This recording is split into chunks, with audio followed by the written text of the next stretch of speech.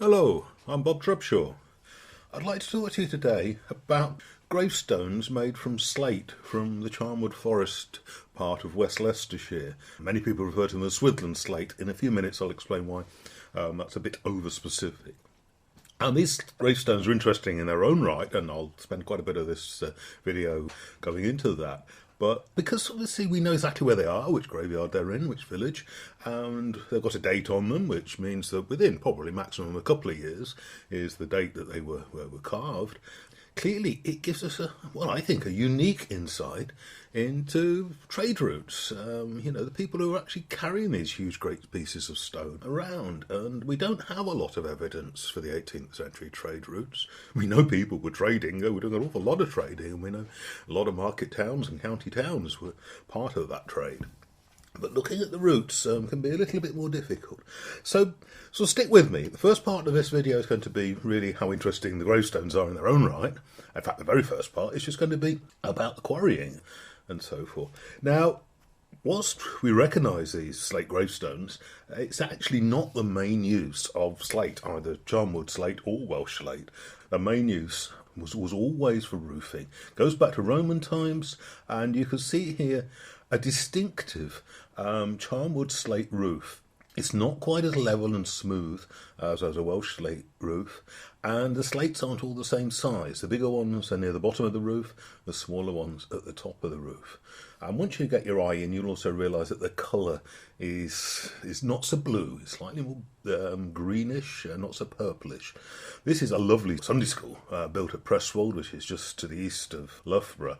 And I've used this slide in particular because that date stone above the door tells us that this was put together in 1834. So we know this is what we know, it's looking at it, that it is a Charnwood slate roof. But this is before the Welsh slates really start to come into Leicestershire and the rest of England as the railways start being built. There are older examples. I'm using this example from Grantham, which is probably about 30 miles from the quarries, but it's still got the same distinctive colour, the distinctive sizes. We know this group of almshouses was built just after 1674, because that's when Dr. Hurst died, and these almshouses were built as part of his will. What we get is this predominant use of slate for tombstones in certainly the West Leicestershire area, much of Leicestershire, and into adjoining counties, simply because until you get well into Northamptonshire or across Rutland, there really isn't a local source of limestone. The advantage is that these slate gravestones actually survive remarkably well. We can see a bit of damage to the one to the left of centre. If you're looking for a comparison, then I think the one on the far left is actually a Welsh slate, so more purpley, more smooth and so forth. This is just a collection, and it could be almost any churchyard, I think, in the Leicestershire area, but this is actually right on the Leicestershire-Nottinghamshire borders, a village called Upper Broughton. This is approximate distribution of where these Charnwood slate gravestones are found. The two red spots towards the left are actual sites of the quarries. I'll come to that in more detail. And you can see just through all that yellow haze that the outline of the county of Leicestershire, Rutland to the east between Oakham and Stamford and so forth. So we're definitely going north into Nottingham, east into the southwestern part of Lincolnshire, the South Kesteven district. We're certainly going into the whole of the top half of Northamptonshire, and I'll come to that in a little more detail. And we're going into Warwickshire and Staffordshire and into southeastern Derbyshire. Now, I have to say, in all honesty, I have just simply not done much field work in that area. Life doesn't take me. I'm into that part of the world very often these days, whereas I have done field work when I was living at Market Harborough, and again more recently when I was living just outside Grantham. For many years lived in North Leicestershire, pretty much on the Nottinghamshire boundary. So I know a lot of this area very well. It's just the bit sort of to the west of the quarries that I'm a little bit less familiar with. Here we are. Here's this sort of survey map which just shows the distribution of the key quarries. We've got Loughborough to the immediate north and Leicester to the southeast. The area of Charnwood Forest is really all the left-hand part of this map. So the quarries are actually on the eastern or southeastern boundary of the Charnwood Forest rocks. Charnwood Forest is geologically unique in England. It's a Precambrian rocks laid down as volcanic dust in shallow waters. So the predominant rocks are shales, and some of those have been converted to slate hundreds of millions of years ago, and they're the rocks that have been quarried here for slate. Closer up view here to the south we have the quarries at Gruby. To show you yet another view here on an older map is the area around Swithland, Newton Linford and Woodhouse. There's the map again with parish boundaries more clearly shown. So yes, these slates are well known as Swithland slates, but if you look at the map, then actually none of the quarries are entirely in Swithland parish. The majority of the quarries are actually in Newton Linford parish. What's confusing things is that area of woodland that starts in Swithland parish and goes down into Newton Linford. The whole of that wood, no matter which parish it's in, as referred to Swithland woods, and that's kind of how the idea that these quarries were in Swithland came about. If we just pay attention to that green spot, I'm going to take you to that quarry, was how it looks in recent years. So I'm standing on the road looking roughly southwest. Clearly these were quite deep quarries, anything up to 200 or 300 feet deep at the time they were abandoned. They needed constant pumping out to stop them flooding. And what you're seeing there, the bright wall, slightly hidden by the leaves of the tree, is the remains of one of the pumping towers, pumping stations for this particular quarry. Quite picturesque, woodlands regrown all around them. The quarries really just started to peter out from about 1867, which was when North Wales got enough railways to really start shifting Welsh slate out by railway system. Prior to that, it had been shipped out in great quantity, but by boat, coastal trading vessels and so forth. But the railways made it so much easier. The Welsh slate cleaves more finely, and it's a lighter slate. It can be produced in standard sizes, several standard sizes, and the sheer volumes of it, the efficiency of the working and the distribution by rail, it just was cheaper than these Charnwood slates, and the Charnwood slate quarries petered out pretty rapidly into the 1870s. You're going to say, well, why wasn't Charnwood slate taking advantage of waterborne transport itself? It's simply, until the late 18th century, there was no river system handy. The River Soar was not navigable in the 1770s, and there wasn't even any connection between the River Soar and the canal system until 1814. So the canals sort of came almost too late to help, and the railways came in very rapidly when they did. What is clear is that the slates, and whether that's the Charnwood slates or the Welsh slates, really withstands weathering exceptionally well and takes fine detailed carving, fine lettering extremely well.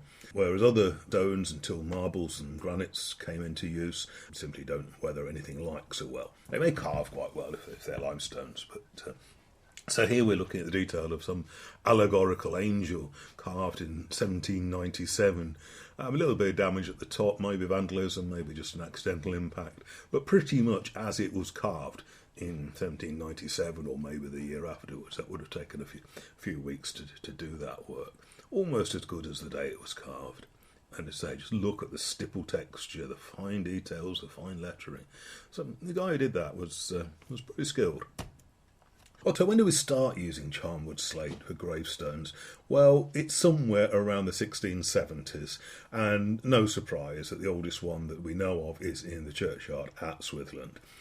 Here we are with the date of 1673. They had been using stone previously, and this is a pair of limestone memorials in Somerby, which is to the west of Oakham, is probably the best way of describing it. And here we are, 1665, 1671. These may not be the oldest stone gravestones in Leicestershire area, but the oldest ones known to me. Notice this sort of like frame going around the flat area with the lettering. I presume that is what was known technically as a skeuomorph. It's trying to emulate how timber grave markers were constructed in the 1660s, 1670s. That's really about the only explanation for that. Clearly none of those timber grave markers have survived. We don't actually know what they look like. My thanks here to David Jarram for making me aware of these two limestone grave markers. The limestone for Somerby's memorials, I think, probably came from the nearest source, which is quarries around Ketton, King's Cliff, straddling the Rutland-Northamptonshire border. It's certainly the nearest source. One of the oldest gravestones in the Nottinghamshire, Leicestershire, Lincolnshire borders. Elton on the Hill almost straddles the tri-point of those counties. Here, 1703, very beautifully carved, a very accomplished piece of work. There we go, Elton on the Hill, sits on the A52 running between Nottingham and Grantham. Quite nicely situated on the ridge above the Vale of Belvoir. And still, 30 miles from the quarries, 1720, this example at Great Gonaby, which is just to the north of Grantham, on the Great North Road. Yes, the 1670s, these were being restricted to the immediate Charnwood area, but within a few decades, they're getting quite substantial distances. And the little decorations, the cartouches, whatever we want to call them, continue. They tend to depict faith, hope and charity. And we know that this one is faith, partly because of the symbolism, but also because Heb 11:1 obviously refers to Hebrews chapter 1, verse 1. Now faith is the substance of things hoped for, the evidence of things not seen. Quite important, I think, around here we are in 1819, the early 19th century scriptural interests. What we can also see, the bottom left of this, is the memento mori, the skull, and the snake holding an apple. A nice simple floral, I think we do call it a cartouche, around the actual circular figural decoration. Clearly these continue, but not only do they continue in Welsh slate in the later 19th century, but then the railways also make available marble and granite, and we get a whole change in emphasis of memorials in churchyards, and including sometimes some rather fine Celtic crosses. This one a late example really from Eastwell from 1929, and then pretty much after the Second World War, we get all sorts of rules and regulations about the size and type of decoration, or restrictions on decoration, on memorials in both churchyards and cemeteries to be found on the edge of villages, and everything comes a lot more standardised. Okay, so why am I so confident that I'm looking at a Charnwood slate gravestone rather than a Welsh slate gravestone? Well, a lot of it's to do with date. Clearly before the 1860s it's unlikely to be Welsh slate, but the main evidence is you look at the front for the date and then you walk around the back and look at the back. And these examples here, I've just chosen ones again from Lincolnshire. This is Bassingthorpe. Say Charnwood slate doesn't cleave smoothly. The flat front surface is achieved by taking a thick lump of slate and sawing it into two pieces. So what you're looking at, the smooth surface, is actually sawn and polished. And the backs are all humpy bumpy. You also get an idea for the colour after you've looked at a few of these, and you realise just from the colour of the slate that they're probably not Welsh slates. They very rarely are the sort of deeper purples that you associate with Welsh slate, and quite often go through to almost pale green shades, as this one in the foreground I think it probably would. The colours show it best in the rain, but I tend not to take photographs of gravestones in the rain. I'm sure you'll guess why. Gravestones and roofing slate seem to be major uses, but we also have some evidence for slate being used for cheese presses, and a friend of mine in the village of Burton on the Wolds, managed to track down 4 surviving examples, or in this case a fragmentary example, of the basis of cheese presses. Here's another one, and we're looking at a complete example here, set into a floor. The grooves are to let the liquid out the way from the cheese as it's being pressed. The 2 rectangular insertions either side were originally hollow. They've been filled with concrete to make the floor even, but originally hollow, and they would take 2 wooden posts to support the upper part of the cheese press, the part with the weight on, and clearly, and guide it down. We also know that Charnwood slate and Welsh slate later were used for the shelves in dairies and pantries and so forth. They're just sheer weight of them, the sheer mass, helped keep things cool, and they were pretty substantial. It was difficult to do them any damage. Again, tended to phase out once marble became available.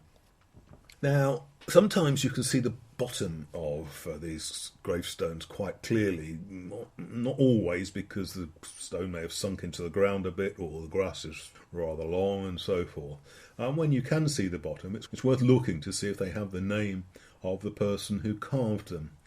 Here we are in Sapperton, which is the Grantham area of Lincolnshire, and we have the name Green, Denton. Now, Denton, of course, being the village right on the boundary between Leicestershire and Lincolnshire. When you actually visit Denton churchyard, we just find the name Green with a very simple cartouche around it. So he didn't need to say he came from Denton when he was creating a memorial in Denton. And just a few villages away from there, we have Allington, and they've chosen to lay quite a few of their grave markers horizontally, which is a good idea until they start to overgrow and the lettering starts filling up with moss and so forth, and they become rather illegible. You can see how much of the grave marker is actually typically buried underground and so forth, and you'll sometimes see sort of little apprentice pieces, test carvings and so forth, a few little letters being tested out. Obviously never intended to be seen once the gravestone was in place. At Allington we have several names. James Sparrow did a memorial in 1769. George Sparrow did another memorial the following year, and another in 1776. Whether they were brothers, whether it was father and son, impossible to work out. There's a double memorial dated 1857 and for the spouse 1863. I think we can assume that this was mostly carved after the first death, and that's inscribed with Colling of Nipton, a nearby village. And then we've got G. O'Neid of Grantham on a later memorial of 1811. I think this is obviously Geoffrey Need, and I think we can expand that fairly confidently. And another from Chamberlain of Newark. Now, Newark is not just down the road. It's, it is literally, but it's not that local. So obviously quite an important company doing memorial masonry by 1818. We can see other little changes going on. The older ones, the early 18th century ones, usually start "Here lieth interred" or "Here lies the body of." But when we come about 100 years later, here we are back in Denton, 1800, 1804 memorials, in sacred memory of, or just simply in memory of. We don't get the sacred. Now, you've got this little glimpse of this gravestone from Kirby Bellis, carved in 1717, and you're going, oh, that's a nice little angel at the top. Well, colloquially, yes, referred to as beaver angels, simply because they were first recognised in churchyards in the Vale of Belvoir, where indeed there are quite a lot of them. And people in the Vale of Belvoir have researched beaver angels quite intensely and sort of kind of perpetrated the idea that they're only found in the Vale of Belvoir. I always have to sort of say to these people, no, I'm sorry, they're found wherever there are slate gravestones, and they're also found on limestone gravestones. They're not specific to the Vale of Belvoir. It's just that the Vale of Belvoir, I think, yes, does have more than most. And sometimes you can get more than one beaver angel on one tombstone. Here's 6 of them trying to squeeze in around the edges, and the reason is quite simple. It's because this memorial at Wymswold, carved in 1722, actually records the wife, the husband, and 4 sons who died in childhood. 1 angel for each of the deceased, and that makes a lot of sense. Now, here we are. As I say, if you want an example, there's probably the more northerly examples of Northamptonshire limestone coming through. We don't have a date for this, the lettering has eroded away, but a nice little cherubic angel going back into the Vale of Belvoir to Nether Broughton, 1729 memorial, with another of these beaver angels. Now look at this one again, say quite early at 1729. The lettering is raised, and now slate isn't that easy to carve. You could very, very easily lose a bit of the lettering, and if you look at the A in Elizabeth and the O's in Goodbourne, then maybe there was a little bit of the chisel didn't do it properly. That was very hard to do, and very hard to do right, and they didn't do it very often. I think it's about the only one I'm aware of. And again, I have to assume that this is skeuomorph again. This is how they were carving lettering on the best quality wooden grave markers in the 1720s. And this mason decided to, emulate what was expected. But they soon learned to do incise lettering instead, as being comparatively easy. Now, they're not angels at all. They were never thought of that by the people who carved them, the families who commissioned the memorials. They might be known as the spiritus, the Latin word for the soul of the deceased, and that is what they are depicting. And on posh wall memorials, the length and breadth of the country, and I've deliberately chosen an example here from South Wiltshire, and another one from the middle of Wiltshire, coming a bit more to Leicestershire. Here's a pair at the bottom of a war memorial at Gumley, towards Market Harbour. There they are. So, to the art historians, they're known as the spiritus because they like their Latin. But we do know that in America, these little cherubs, angels, are known as soul effigies. And that is exactly what they are. And this is a very accurate terminology.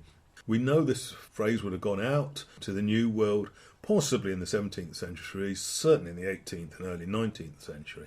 The people who were carving these war monuments, the people who were carving the slate gravestones and so forth, would have been familiar, I think, with this phrase, soul effigy. They certainly would have recognised them as angels or beaver angels. That is definitely the other sort of angel that comes down from heaven, and we can agree with that. And then we get all sorts of other allegorical depictions. I'm not quite sure what the allegory is here. I think one's a mourning and funereal sort of rites, and you get this depiction of death from Nether Broughton, again, the Vale of Belvoir area. Now, we do have figural carving on limestone memorials. Clearly, they less chance of surviving. Here's wagon and 4 horses on the grave marker of Nathaniel Clark. We have to assume he was a carter or wagoner. This is in Rutland. But I'm not aware of many other examples, certainly from the Leicestershire and Rutland area. OK, well, let's move on. How did these huge great bits of stone get moved around? Well, we've already established it has to be overland by carters.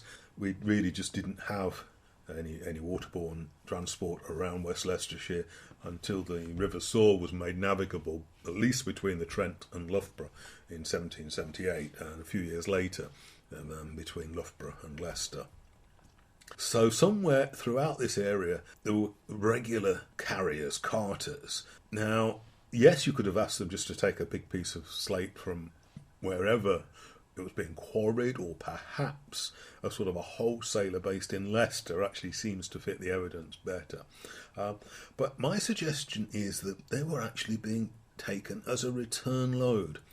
Right up to this day, if you're a haulier, you've got your main load to take out, which you get paid for, but you can make extra bunts, and substantial extra bunts, by having a return load. So carriers were always looking for something that they could put on the wagon and take back and get a useful profit on. It may not be the main profit of the trip, but it was extra money. So here we are. That pink area is covering pretty much the whole of Northamptonshire. And that is the area where every churchyard in that area has at least one and usually several Charnwood slate gravestones. And I'm not making that up. I visited every churchyard in that area. Is one of the examples at Marston Trussell from 1714, so quite early. So we know we've got trade routes through that area. The westerly of those is known as Welford Road, and that is exactly the name of the road leaving Leicester city centre, and it heads approximately south and then goes through Husband Bosworth, through the village of Welford, and then comes into Northampton. The southeasterly route there is the London Road out of Leicester. It's still the A6 to Market Harbour, and then there is more minor routes running pretty much due south, direct from Harbour to Northampton. Wow, there would have been plenty of trade between Northampton and Leicester anyway, but there would also have been trade in limestone. Leicestershire has no freestone for building, so if you need to do coins or mullions, you had to import limestone, and that is one of the 2 nearest sources, the eastern side of middle of Northamptonshire. And thanks to a suggestion by a friend of mine called David Ramsey, who looked into the Charnwood slate quarries in considerable detail, he immediately turned to me and said, well, yes, that makes sense. The carters are bringing limestone from Northamptonshire to Leicester, to presumably a stone wholesaler, and they're bringing the Charnwood slate back as a return load. And seems to be every reason to believe that.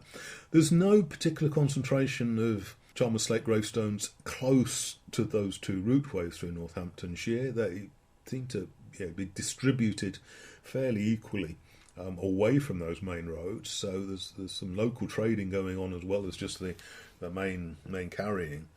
Curiously, south of Northampton, the southern half of Northamptonshire, there are no Charnwood slate gravestones at all, and there aren't any Welsh gravestones either to speak of. Clearly, everybody was carving limestone.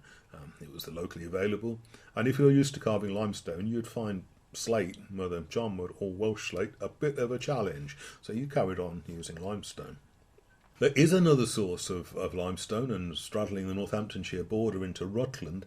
I'll come back to that a little later. So what about the route between the quarries and southeast Lincolnshire, the Grantham area? Well, Google is extremely helpful at times, Google Maps. I banged in the relevant place names and asked to show me the shortest route. And now, you've got to know a little bit about this area first, but as soon as that route popped up, I go, well, that's the Saltway. This is originally a prehistoric routeway, certainly used by the Romans, who had a iron ore quarry and ironworking just to the south of Eastwell.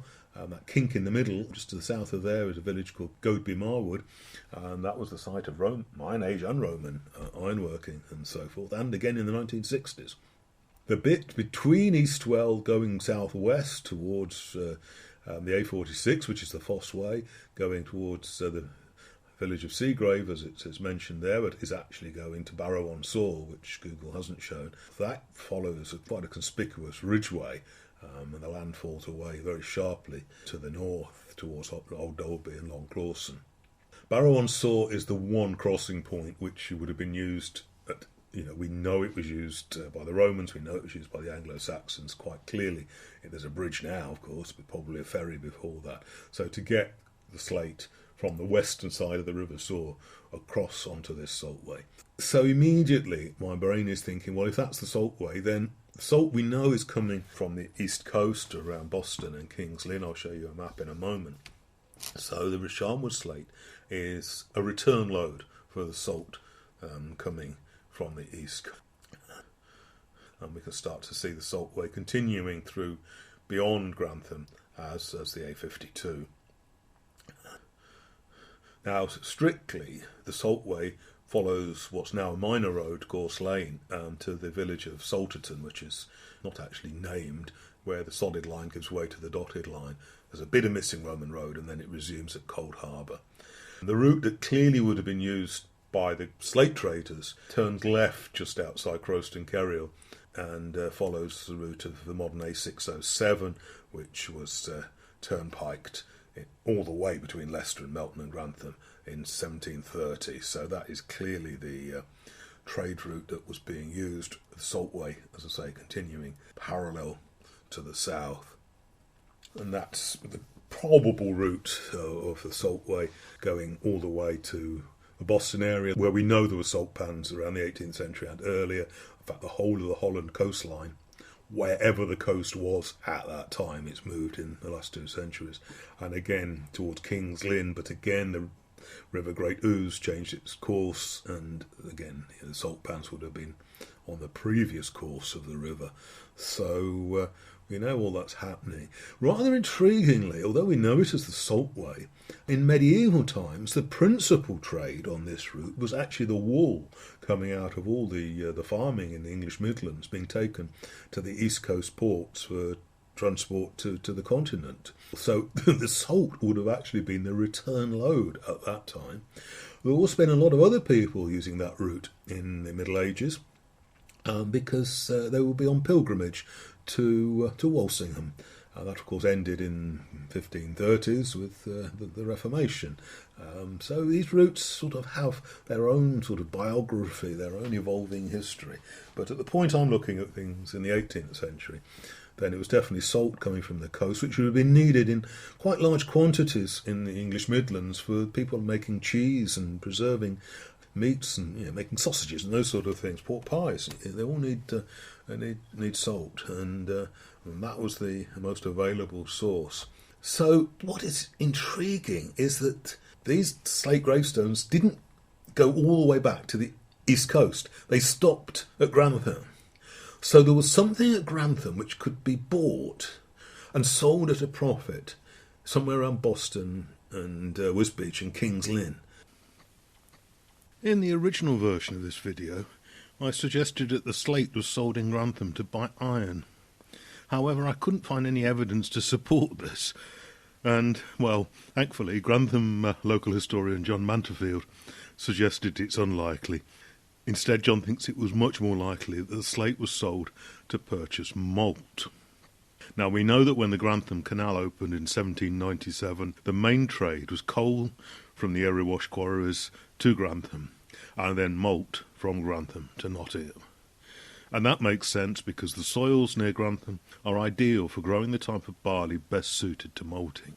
And indeed, a massive malting industry developed in Grantham. At its peak in the 19th and 20th centuries, Grantham had more than 20 companies. They were supplying up to 30,000 tonnes of malt a year to the brewing trade. The last of these, Baird's Malt, closed in March 2021. Now, malt would have been needed in large quantities around the Boston area in the early 18th century, as this was the time when the fens were being drained by large numbers of navvies. Beer is both safe to drink, compared to natural sources of water, and provides easily digested carbohydrates, which would fuel long days of very physical work. My thanks to John Manterfield for identifying this third component of the salt, slate, malt trade system. So we look again at this distribution. We say, well, okay, how did Charnwood slate get into some of the surrounding areas? Well, in the case of northwest Leicestershire and into Derbyshire and Staffordshire, what we're almost certain is the case is this was return load for coal. We're still talking about well before the period where places like Colville and Whitwick had got big mines. That's 1870s period. But there was certainly plenty of bell pits around Culloden and Swannington and so forth. And that coal was mostly being taken to Leicester. Some would have gone to Loughborough. Big demand for coal in Leicester. And that route is the Groby Road, one point known as the A50. And it actually passes at the side of the Groby slate quarries. So, that doesn't take too much working out. When we're talking about the Rutland area, then I think quite confidently we're talking about return loads for limestone being brought from Kingscliff, Ketton and so forth, roughly to the south of Stamford. And what about the Vale of Belvoir, all those charming little angels and so forth, and the large number of slates there? Again, this was until very recent decades a cheese-making area, and dairy, butter and cream and so forth. And that would have meant a lot of carters very regularly taking cheese and butter and so forth into the market towns, Melton and Loughborough, Leicester, and I think they would be looking for return loads, and I think that's how the slate would have come into the Vale of Belvoir. Again, difficult to prove, because certainly for the 18th century, this sort of trade just doesn't leave any documentary records. We know it was going on, but you don't actually find anything written down giving us any details about what was going on. Here we are. Just an example of the slates in Derbyshire, South Derbyshire. We're just the other side of the River Trent here, so it's travelled well. A memorial of 1760, and it's a pair of these doves of peace, and a motif I've not seen elsewhere, so presumably a little sort of regional variation on memorial decorations.